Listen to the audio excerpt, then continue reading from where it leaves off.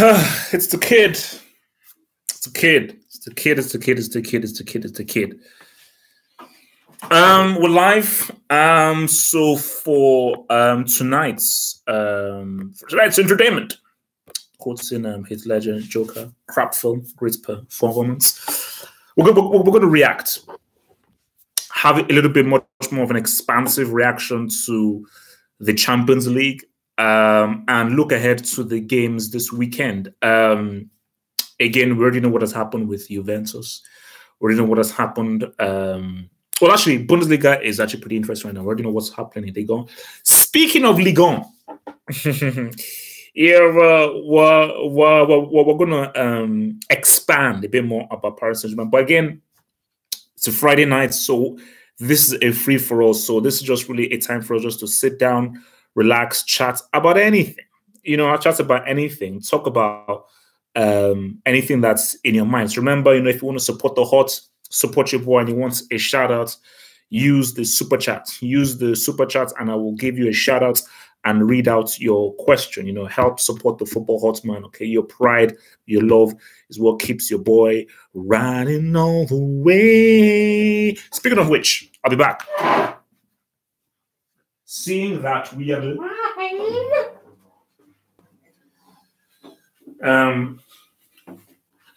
I'll play you guys a tune just to start off with. Because it's live and it's everything, I'll just play you guys a little tune. Let's see, you know. Self-taught, by the way, self-taught.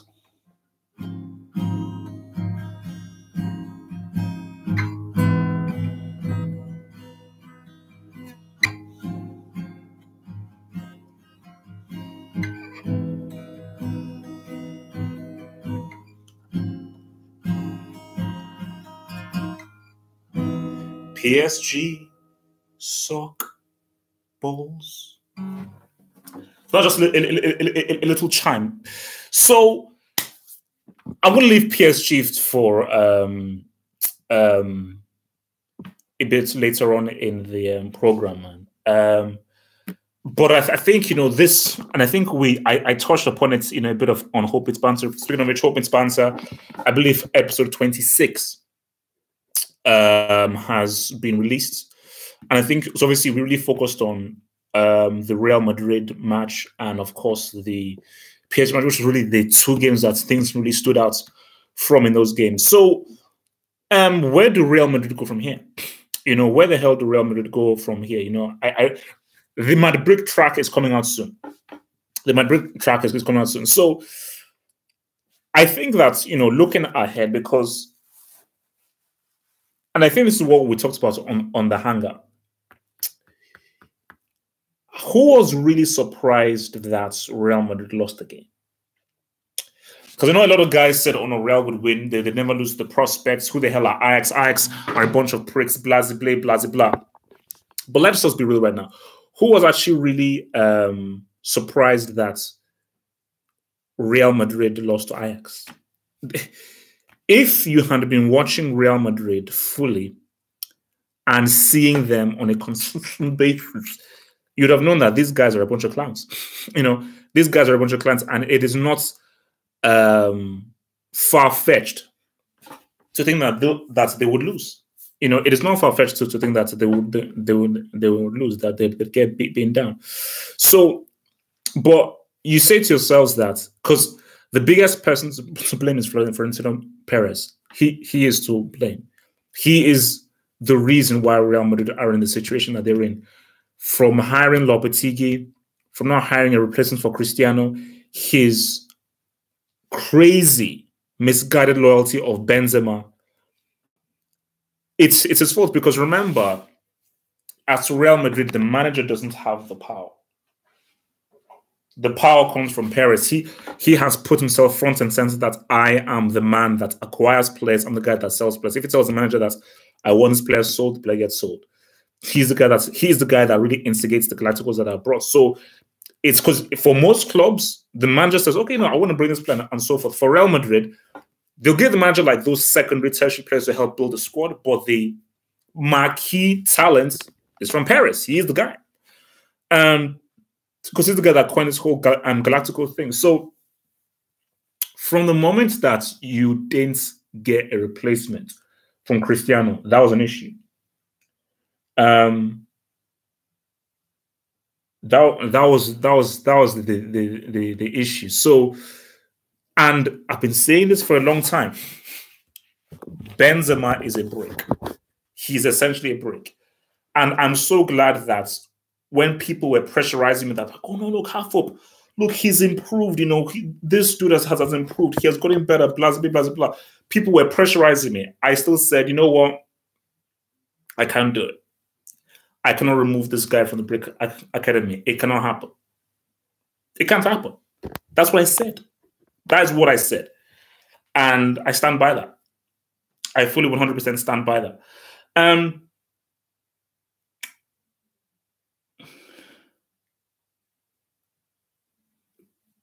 When your striker is not known for scoring goals, that's an issue. And I think that's a problem that Real Madrid have not, that they sort of didn't really appreciate, that during all the Cristiano years, Benzema was never a prolific goal scorer. Yeah, he scored some goals here and there's some prime goals. Did he ever give you 25 or 30 Gs a season? Did he ever hit 25 Gs a season? Like, again, someone fact-checked them.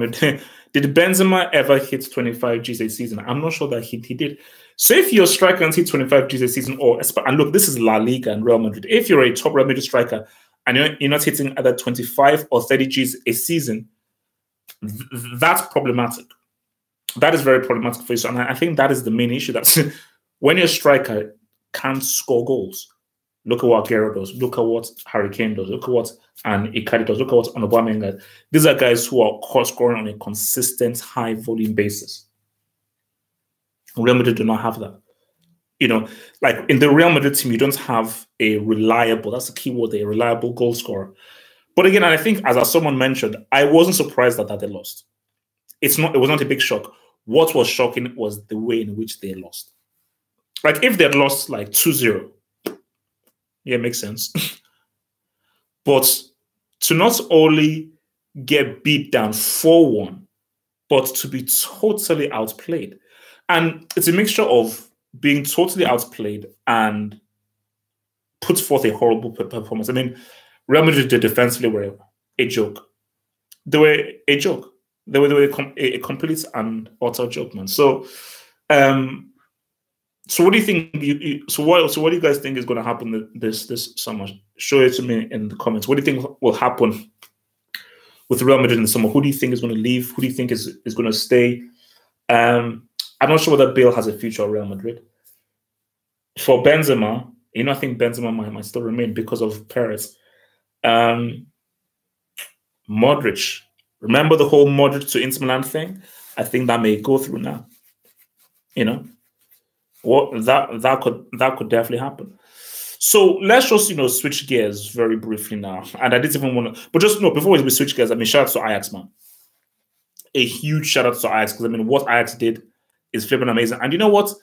I am really I'm behind Ajax. I think if you want to support the underdog and you want to just support footballing purity, that's the key thing, footballing purity. Vinicius George and Kanawako played for them. I think people should get behind Ajax. If, let's say, your team isn't in the Champions League, 100% you should support Ajax. You know, because these are the underdogs, and the underdogs who play football a beautiful way. So, with regards to PSG, man, you know, I have said what I've said. I've released videos, I've released content, and I stand by what I say. You know, what I did say was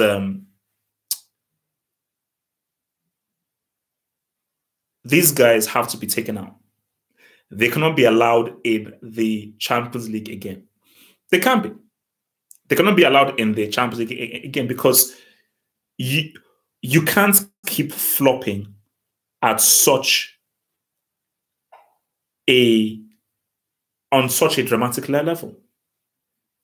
Because just tell me, is there any other team who had a 4-0 lead, lost it, had a 2-0 away lead and lost it? Has there in 2 consecutive seasons?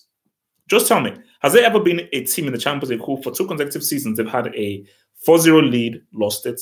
A 2-0 lead, lost it.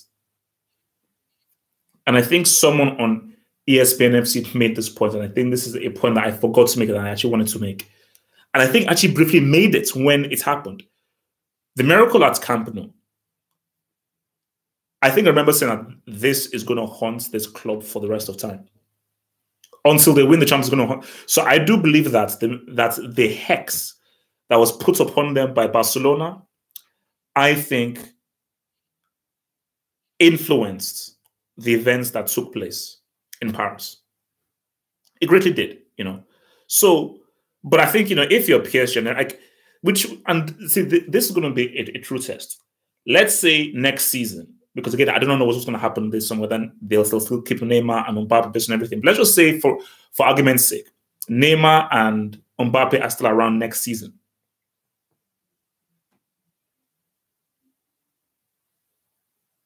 Let's say they're still around next season.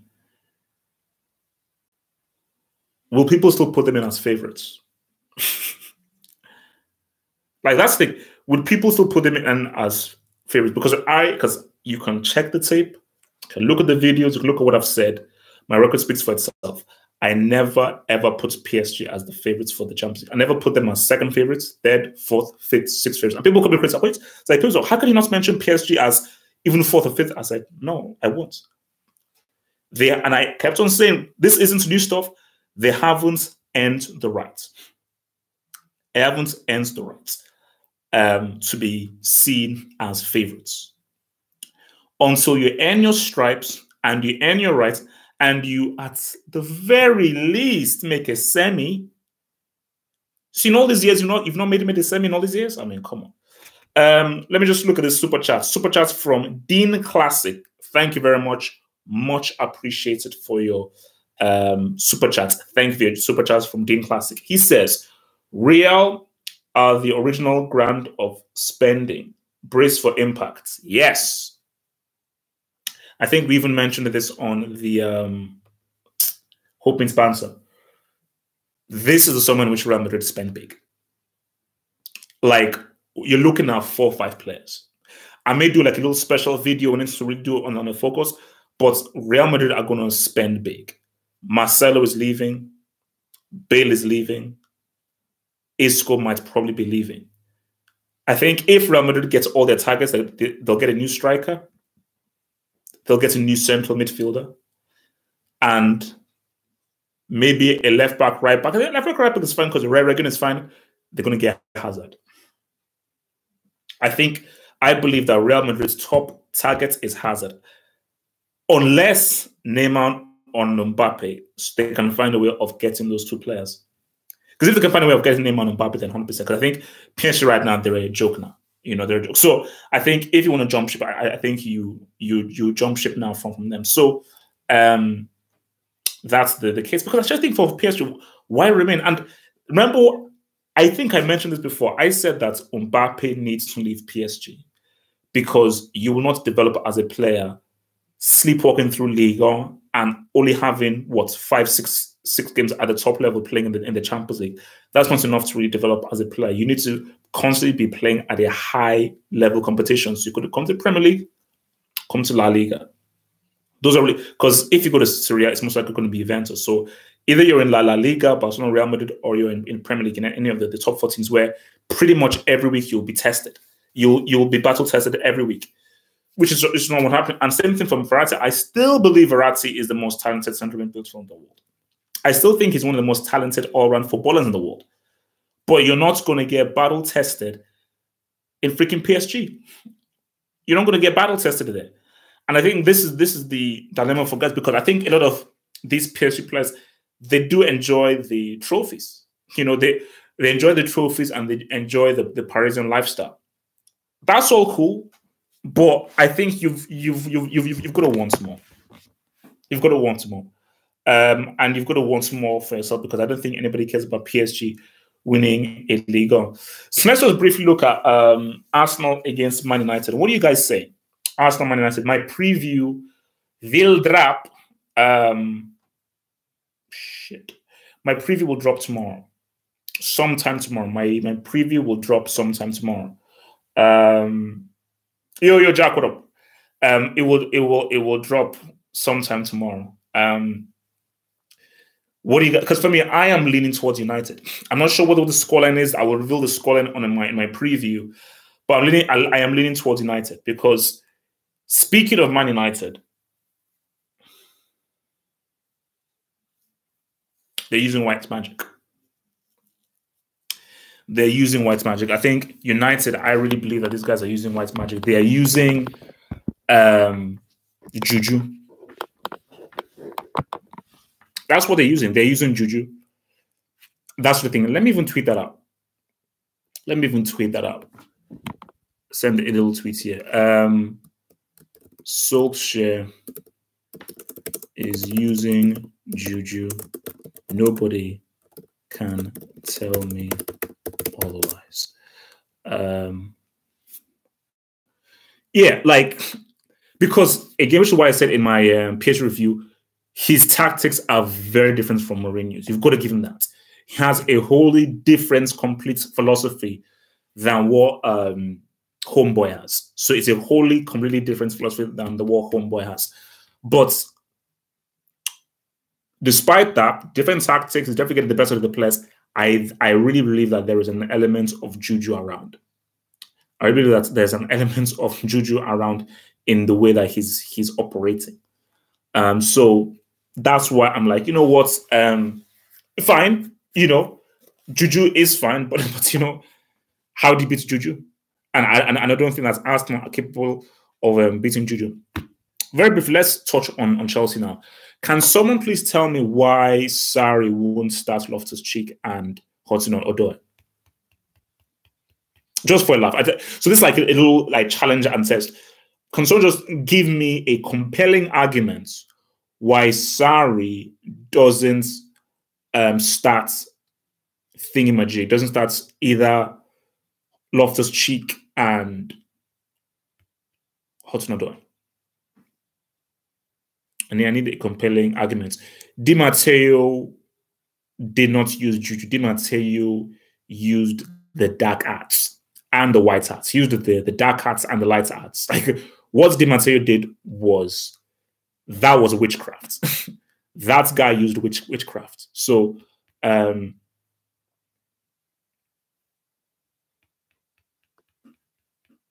so I think I'm looking at what people are saying right now about this whole thing. Because I think for Sarri, it's very hard to defend him. Because people are like, oh my gosh, feel sorry for Sarri. Like, during the whole Kepa situation, everyone was like, you know what, let's feel sorry for Sarri, let's,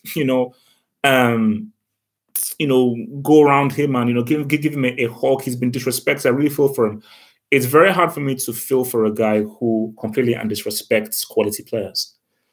You can't come out and say, oh my gosh, these guys are too young. They're not ready yet. What the hell does that mean? Jadon Sancho is 18 years old. Look, he's a critical member of Dortmund right now. Yes, they may be struggling, but the amount of experience he's gaining from playing, it's amazing. It's invaluable. Hudson-Odoi does a better job than both Pedro and Willian. He does. And for me, as of right now, not maybe 4 or 5 years ago, in 2019, Hudson-Odoi is a better football player than Willian and Pedro. So don't give me experience and what they've done before. Like, what the hell does that mean? Like, experience doesn't mean anything. Case in point, Buffon is the most experienced goalkeeper playing right now. Gianluigi Buffon is the most experienced goalkeeper playing right now. I wonder what he did in Paris. Okay, is his name Areloa or Aleroa? What's his name? Areloa.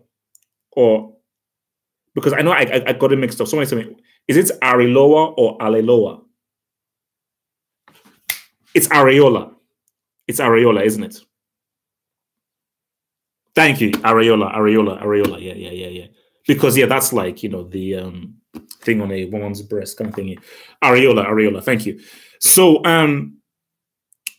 Areola would have saved that. So Buffon is experienced. We also his brickness, and speaking of which, he is now a Class A brick.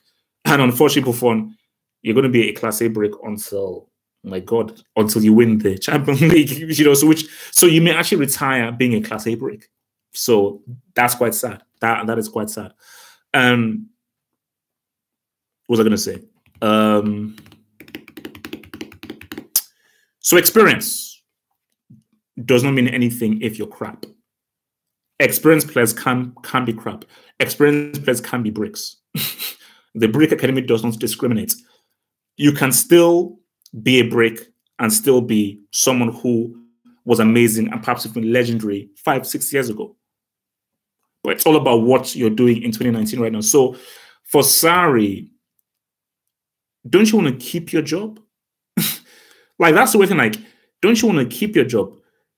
That's the thing that frightens me, is that for a manager wanting to keep the job, you surely would want to put trust in players who you feel are better. If, as a manager, you cannot see that Loftus-Cheek and Hotman are better options that makes Chelsea much more dangerous on the attack than having Pedro and Willian, that's quite worrying. If you're still standing by loyalty and experience, I mean, you're a really strange man. You're a really, really strange man. Like that's the only thing I can say, that you're really strange. That you're really, really strange. So for Chelsea, look, man, I mean, I just think that's about it. He has to entrust in the youth. He has to trust in the youth. Can Tottenham win the Champions League? That's the question. Can Tottenham actually win the Champions League? Because what if Tottenham have a pretty nice draw? What if Tottenham get FC Porto or Ajax?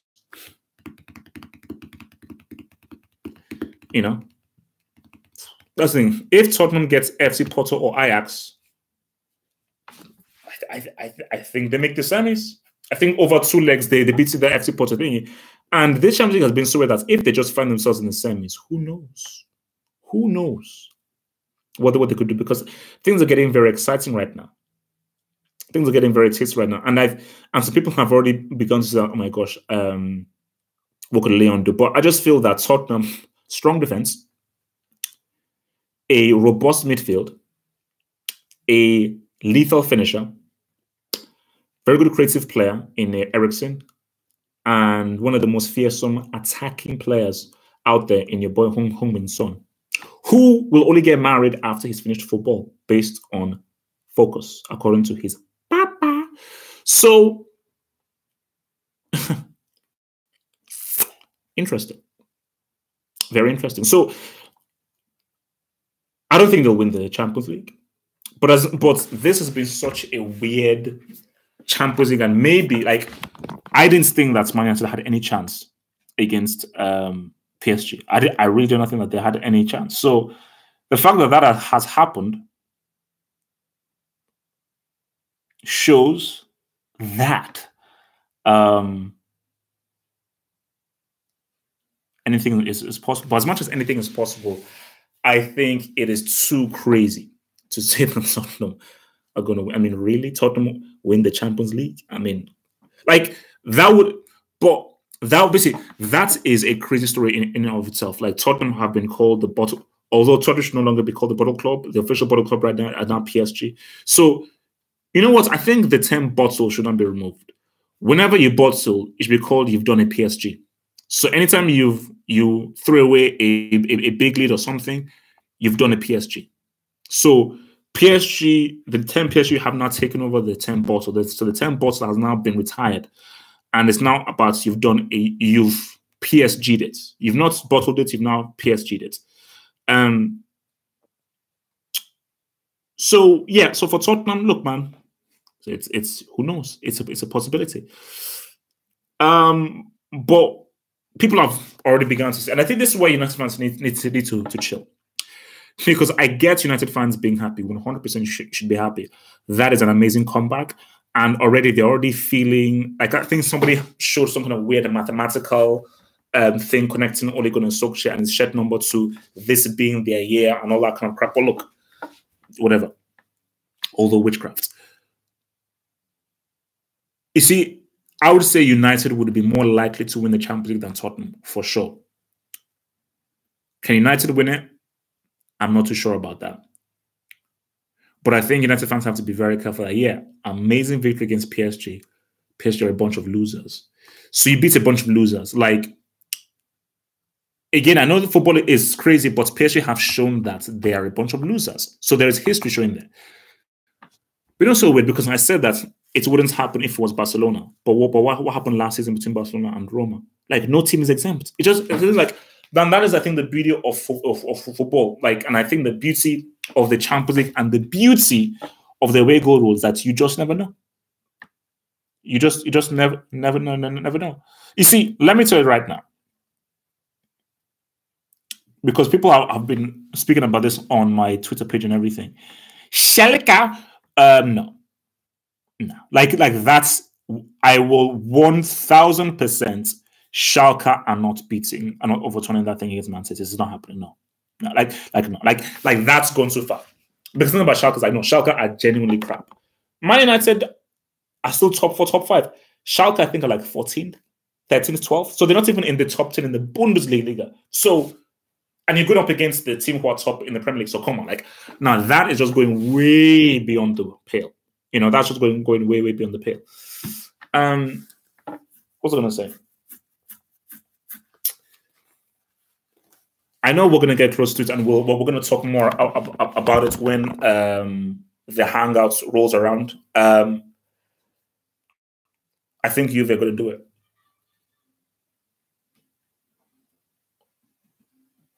I think Juve are going to do it. Because I'm going to throw it. So for people who don't think Juve will do it, I will say the same thing that people were saying before the Man United PSG game. Nobody, apart from some few United fans, shout out to your boy Timmy Chin, scary. Nobody gave United a chance. Nobody gave them a chance. 2-0 down, 2 away goals, having to go to PSG. No, nobody gave them a chance. PSG really managed to lose 3-1 to Man United that were depleted at all. They can't, I'm just playing it back in my mind. I don't think they'll ever be able to live it down. I don't know how they can show their faces in public. So that is a strange one. So everybody said before the game, no chance. People are saying the same thing now. Oh my gosh, Atletico, the defense, Atletico don't concede many goals. There is no way that Juve will be able to do it. This has, and let's be real, Juventus turning this around at home is not more shocking than what United did. What United did is one of the biggest shocks. Yes, PSG are a bunch of losers, and they have shown in past experience that they're a bunch of losers, but still, like for me, the biggest shock for me was it's I'm trying to think that's actually a very good one. What is the biggest ever what is the most shocking Champions League turnaround? Because of course you've got the miracle at Camp Nou. You've also got the because one where I thought that was crazy, the AC Milan Deportivo. I don't know how old some of you were. I don't know how young you were. This was back in 2004. So this was the 03-04 season. I think Milan won the first leg 5-1. And I think Deportivo won the second leg either 4-0 or 5-0. Like when that happened, I was like, no, someone got paid. Someone definitely got paid. So, but the thing about the miracle at Camp Nou was, because I remember, because I was watching it in the office with my colleague. I think about the miracle at Camp Nou was they scored an away goal. Let's just deal with the fact that they won the first leg 4-0. Let's just deal with that fact that they won that first leg 4-0. Oh damn! Somebody was 2 years old. Flip mode scored. That's crazy. Let's just deal with the fact that they won the first leg 4-0. They scored an away goal. 4-0, you scored an away goal, and you still managed to conspire and lose. Like for me, that's you see, but it's weird. It's like which was more shocking or impressive, the miracle at Camp Nou or the miracle at Paris? Because the thing about the miracle at Paris is Man United's first team is worse than Barcelona's team that they had. But this was Man United's B team. So I would say that what Barcelona did was more dramatic. What Man United did was more impressive. I think that's the best way to put it. Based on just the amount of players that United were missing, the degree of... Because with Barcelona, you always know that there's always a chance. There's always a chance. At the Camp Nou, with that front three, you always know that there's always a chance. Especially with Messi, there's always a chance. There's always a chance. But when you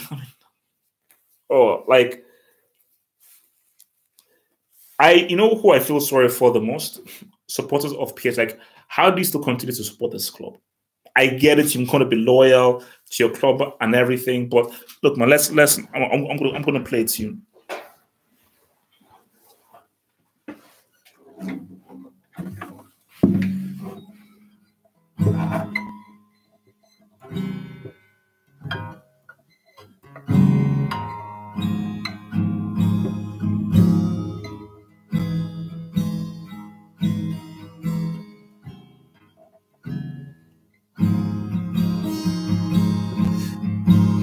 Bottle jobs, PSG,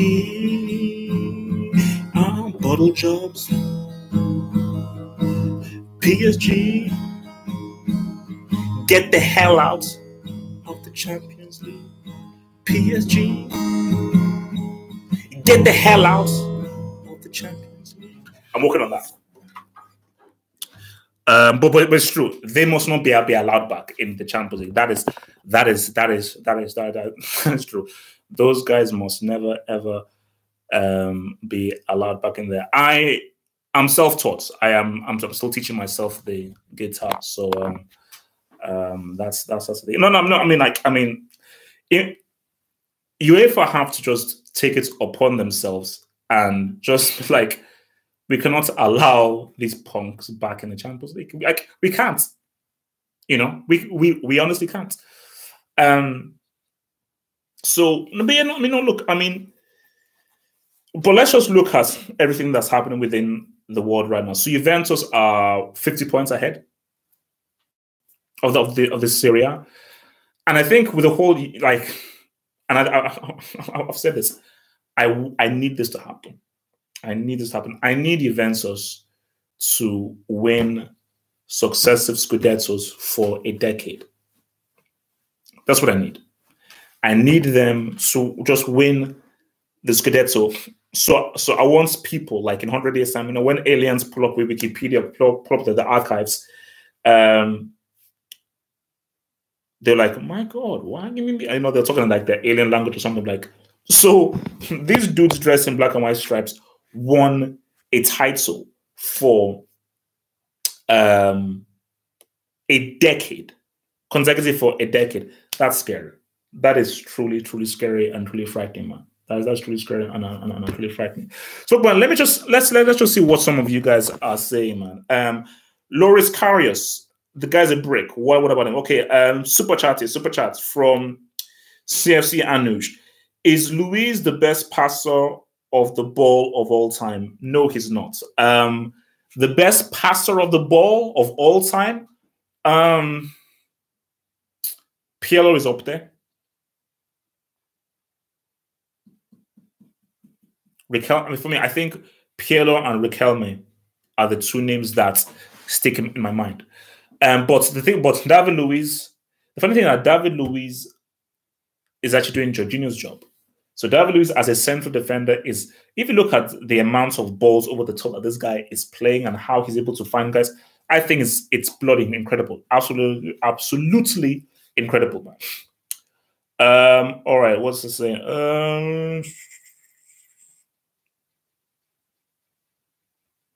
Come on, this. All right, let's see. Yeah, why is going about Loris Karius, man? Liverpool losing to Real Madrid.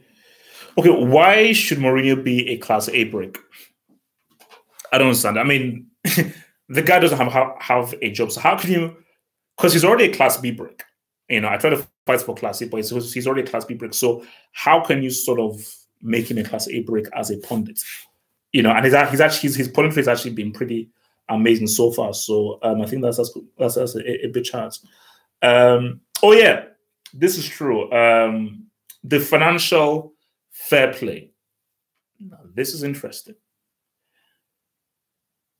Pep has spent a lot of cash, and Pep has pretty much said, "Yo, I want him, and him," and that's it. And the people are, "Oh, wow, okay."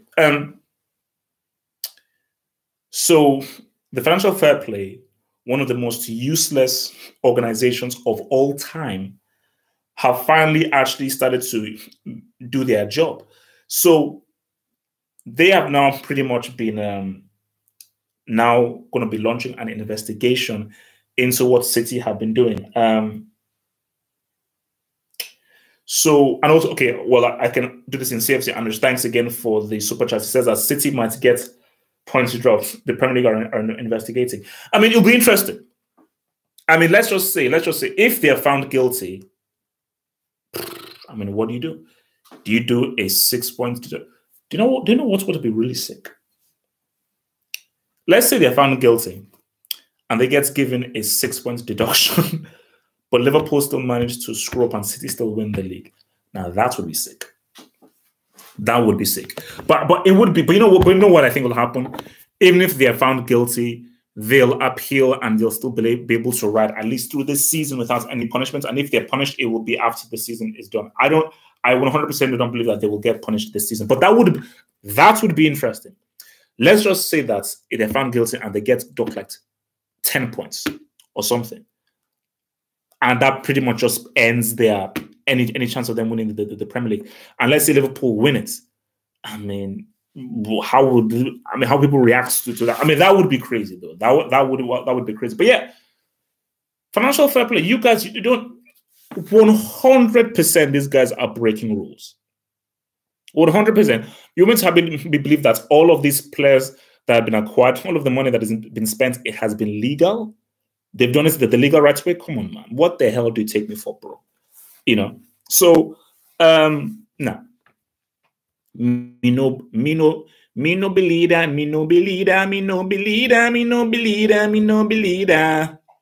What else are you guys saying? Liverpool won't win anything. That's a good chance. Liverpool Bayern, I don't know, man. Liverpool Bayern can go either way. Bayern look ruthless. Remember, a score draw EI. You know, a score draw EI for Liverpool.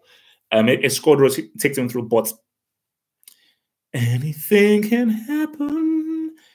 Anything can happen if we are alone.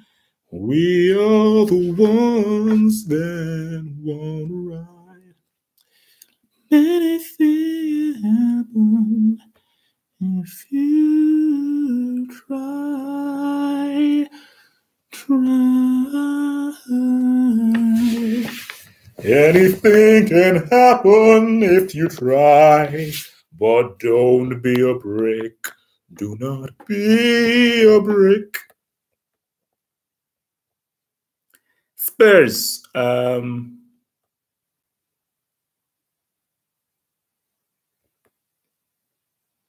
Look, but let me sing, man. Desmond, let me sing, bro. Let me sing. So if Poch goes to Real, which player from Spurs do you think he should take with him? If Spurs goes to Real, which player does? He should definitely take Eriksen. I think Eriksen and Kane. I think Eriksen, Kane, Vertonghen. You know, because I remember the defense is trash. So I think if it was to take Eriksen, Kane, Vertonghen. Can PSG keep both Mbappe and Neymar next season? From Rakil thank you for your super chats. From Rakil can PSG keep both Mbappe and Neymar next season?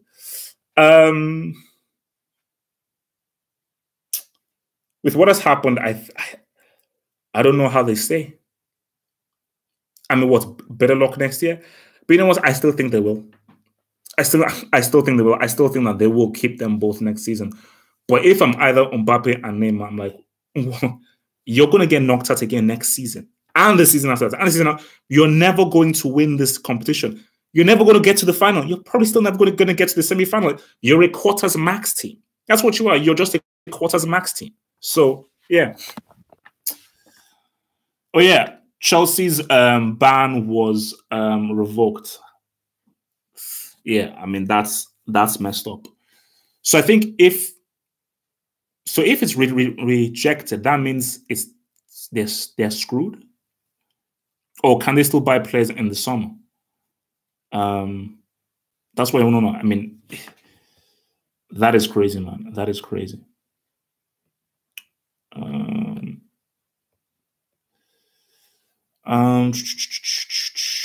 But no. As I said, look, if that ban does take place, they are screwed. They're 100% screwed. You know, they're 100% screwed.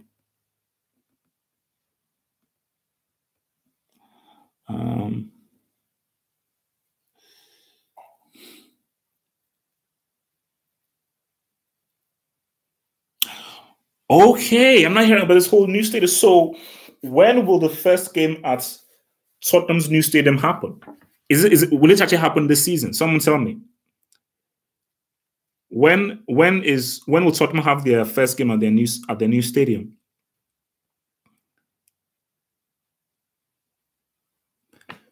Someone.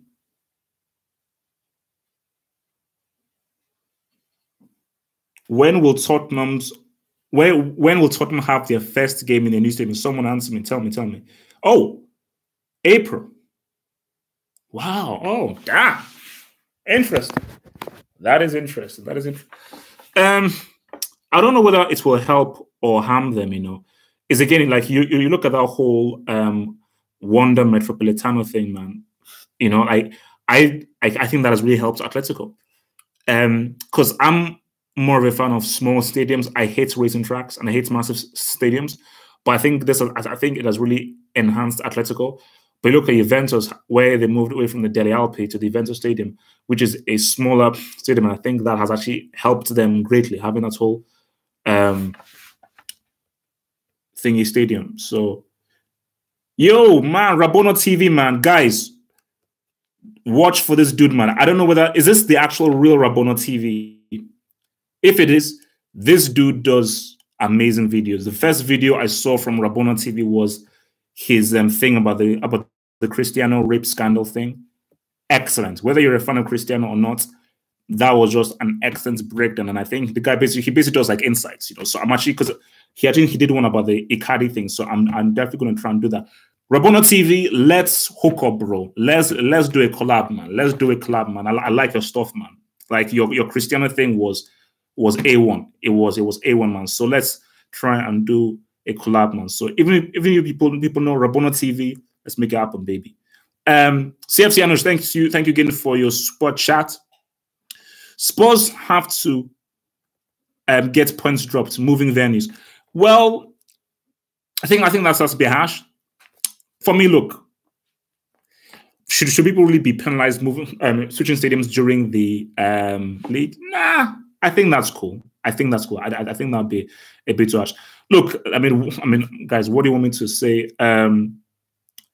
about homeboy R. Kelly? Look, I mean, look, he had sex with a 14-year-old and it's on tape. So I don't think there's much to be said.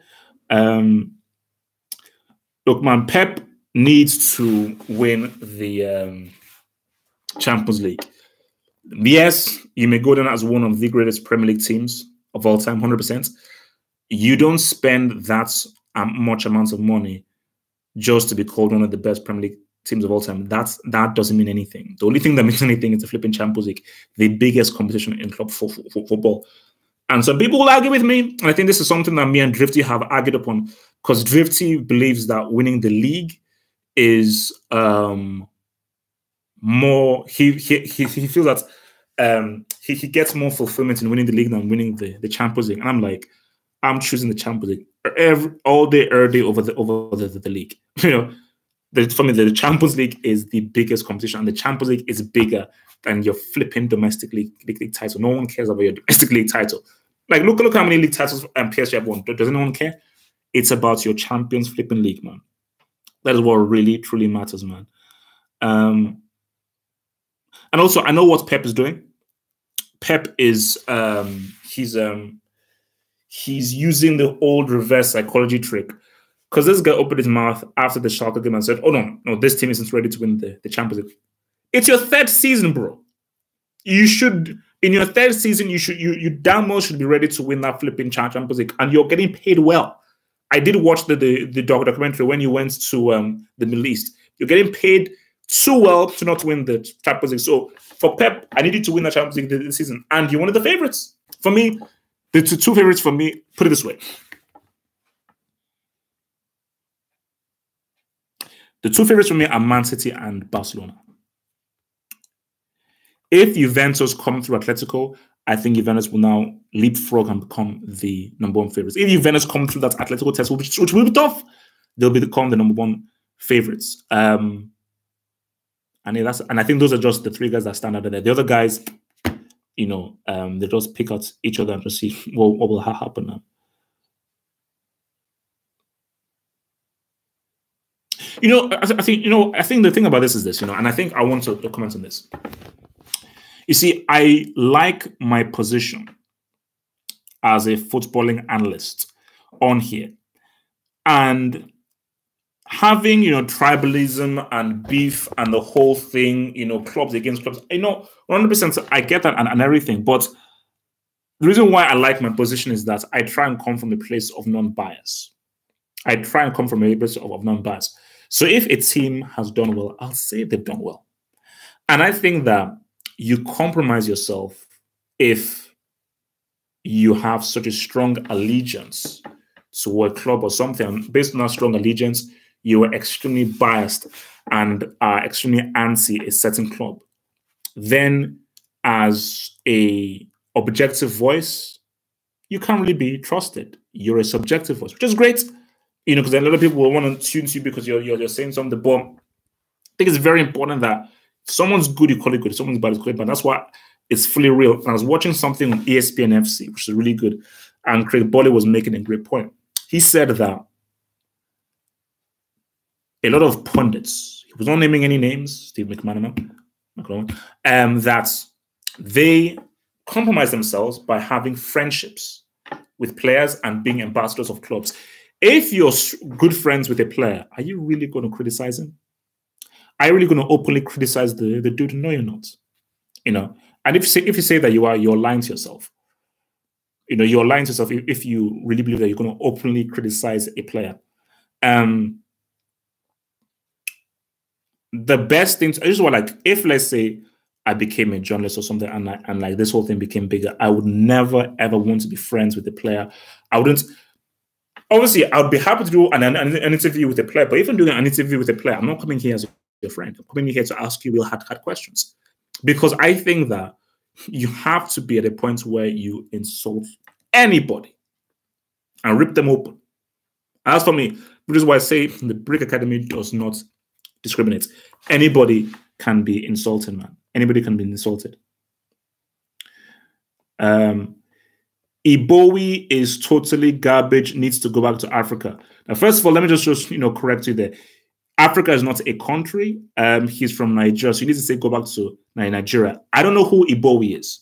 I know who Iwobi is, so I don't know who Ibowi is. So if you're going to be insulting or racist, please, please, please switch on your brain and actually write your insults right and actually put some truth into your insults. The worst thing people can do is when they're racist and they use bad grammar and they don't actually say the right things. If you're going to be racist and rude, at least speak proper English and at least get it right, please. That's the bare minimum that I ask. That's the bare minimum that I ask.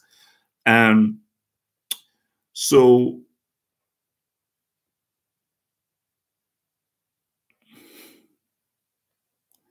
let's see. So CFC Anush again. Thank you, man, for your super chats, man. Remember, guys, hit me up with the super chats, man. I'll give you a shout out, and I will 100% answer your question, because again, there are a lot of comments below. So if you want me to really see your question, hit and use the super chats before you type in, and then I'll be able to see it highlighted. So CFC Anush says Hudson Odoi will be better than Dembele and Mbappe.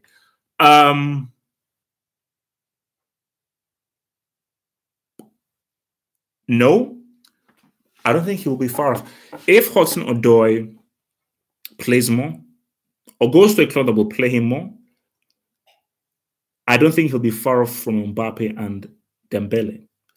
And as I've always said, and maybe that match against United proved it, I've always said that the Oos is the better player.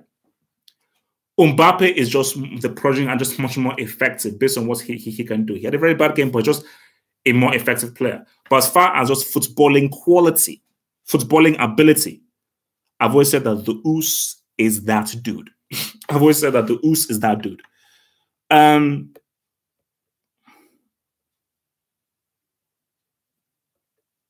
See what else you gotta say, man. Yeah, man, Fortune, man, do your job, baby. Try and moderate these dragons, man. Moderate these dragons, baby.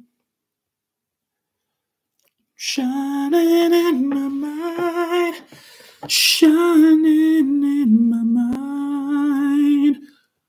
Ooh, shining in my mind.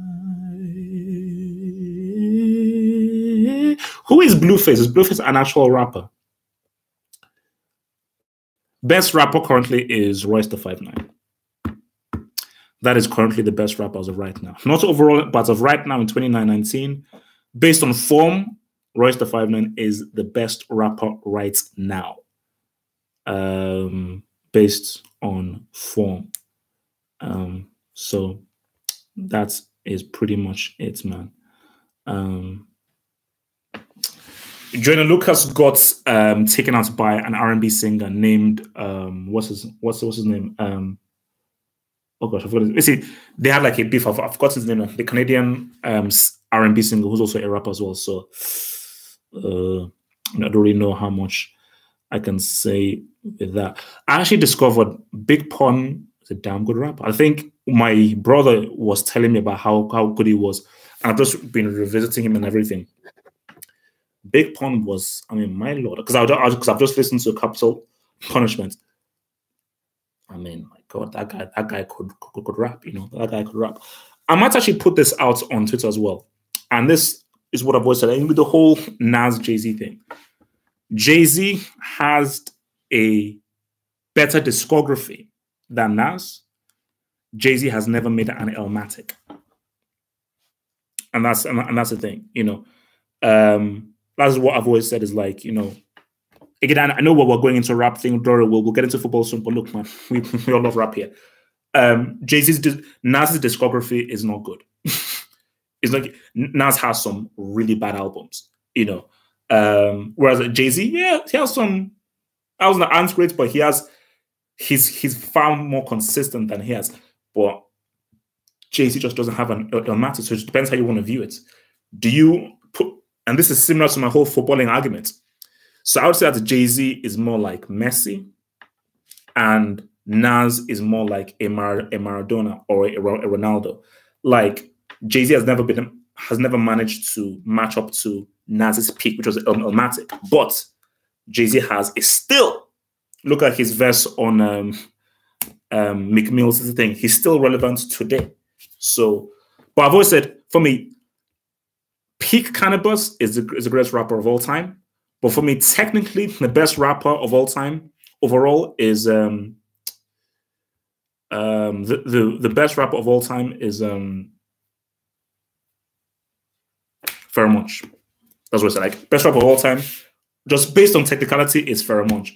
But peak Cannabis, no one touches him. And I think someone mentioned Eminem. The thing with Eminem is this: Eminem is highly skilled, highly technically skilled, you know, and I will never take that away from him.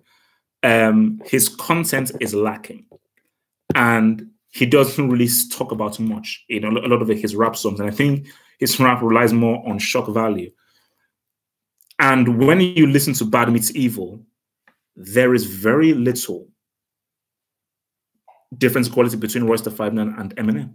There's very little in quality. When you just hear these guys rapping back to back because they rap in a very similar way, which is obviously a Detroit thing, there's very little in difference in quality between both of them. So, yeah, I've never really been a big Eminem fan, you know. No.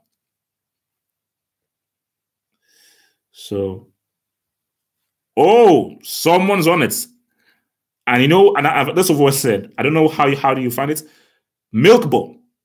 Milkbone, find this guy's album, Milkbone, Milk Crate. That is what you call rap. You see, for me, Eminem is, I don't really call that rap. I call that like pop music. Even when you hear a white rapper rapping in a real way, Milkbone. His debut album, Milk Crate, is one of the best produced rap albums I've ever heard. I don't know who the hell he got to produce that album. I think it was the guys from Naughty by Nature. The production on that album is insane. Listen to that thing. Oh yeah, I mean, Immortal Technique is, you know, he's, you know, that guy is top, man. Yeah, thank you for, guys. I've always said people know, thanks for the support. Thanks for the support. Thanks for the support, man. It's always great. So yeah, look, last few minutes here. So yeah, man, guys.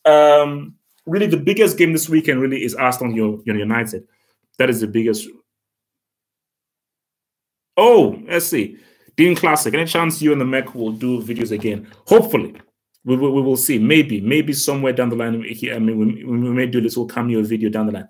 So you must really be from back in the day, Dean Classic. So I said, when I saw your name, I was like, well, I think I remember the dude from back in the day. So yeah, maybe somewhere down the line. So yeah, look, man, I think the biggest game this weekend is, of course, Arsenal United. That is the biggest game. And I'm siding with United to win. And I think even if United win that game, or even if Arsenal win, I really believe that top four battle is going to go right to like the last few days of the season. I don't believe that whoever wins is now going to, I don't think it's going to change things in a big way as to how things are going. Although United are just on great form, I think they're just riding an amazing wave, and I think Arsenal are a bit more inconsistent. Homeboys lost to flipping Rennes. Okay, Homeboys lost to flipping Rennes. Yeah, I know they were down to 10 minutes, but they lost to Rennes. So yeah, so just speaking briefly, because I think people might mention it. So Bayern, Barcelona, Bayern against Liverpool. I don't know, man. Liverpool have lost every single away game in Europe. I don't know what that's worth, but that's just worth points out. They have lost every single away game in Europe. So maybe that's that. I don't really buy into all of those kinds of records and they've only scored 3 goals away. They've only got, you know. So, but you know, it's something to think about. And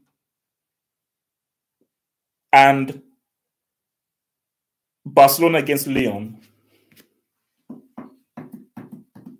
Do you think Lyon could do it? It's 0-0. They have the power. So Lyon are in the same position that Liverpool are in. So Lyon have the power of the away goal. Can Lyon get a 2-2? Because Lyon definitely created a chance. Can they get a 2? I mean, Barcelona are huge favourites, but because see, for Lyon, they're in a great position. Because Lyon are all we have to do is just attack. You know, just like there is no point in us defending or being conservative or being pragmatic. Let's just attack and just play, and let's just see where the cookie crumbles. You know, let's just see where the cookie crumbles. Or they could get beat down. It's a very simple that they could either do something truly amazing, really shock people, or this could just be like a messy lubricants fest. It could just be a messy lubricants fest. But I think whatever the case, I think I hope it's an entertaining game. I mean, if it's a case of where Barcelona are like 3-0 up after 50 minutes, then it's like, okay, it could be that kind of game. But I think it'd be quite cool if it's a game where it's like 1-0, then 1-1, then 2-1, then like 2-2, then 7 minutes to go, it's like 2-2. So Barcelona needs to find the goal, or maybe 3-2, then 3-3, 4-3. So I'm hoping that Lyon are clinical, because Lyon will get chances. I just hope that they are clinical and they just make for what is a great game. But I think despite that, I don't see Barcelona losing to Lyon. At the Camp Nou, knowing how much is riding upon this, and Barcelona are saying to themselves that the only team we have to fear really is Man City. That's the only team that we have to fear is Man City. So, all right. So, yeah. So, Dean Classic. Yeah, I was there when you uploaded V from Vendetta, Watchmen Reviews, and ended each video by saying, Darknet, I'm caught up with you on YouTube. Yeah. Oh, my gosh, man. Yeah, Dean Classic, man. Yeah, look, there's yes, I've been a YouTube guy for a long time, man. It has been a long time. But yeah, look, maybe we'll definitely see what can happen. Guys, it has been swell. I must not bid you adieu and goodbye. See you, and I will see you again on Monday. See you Monday. Peace.